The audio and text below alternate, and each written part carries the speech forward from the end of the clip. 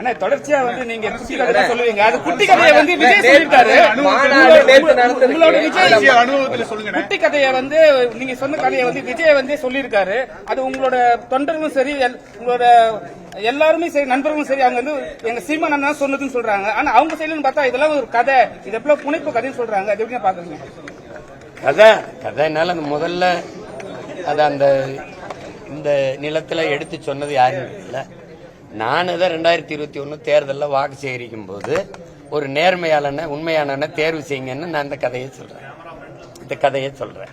அதை தம்பி வந்து இன்னைக்கு அதை நான் வந்து இந்த நாட்டின் இளவரசனை தேர்வு செய்யறதுக்காக சொன்னேன். அடுத்த மன்னனை அவர் தளபதின்னு மாத்திட்டு அதை சொல்றாரு. அதுல வருத்தம் இல்லை. அது இப்போ ஒன்றிலிருந்து ஒன்று கட்டுறதை நான் எங்கேயோ கட்டுறதை நான் சொல்றேன். அவர் இதை கட்டுறது அண்ணன்ட்ட கட்டுறது தம்பி இன்னொரு இடத்துல சொல்றாரு. அது தவறு ஒண்ணு. அனுபவத்துல சொல்லுங்க.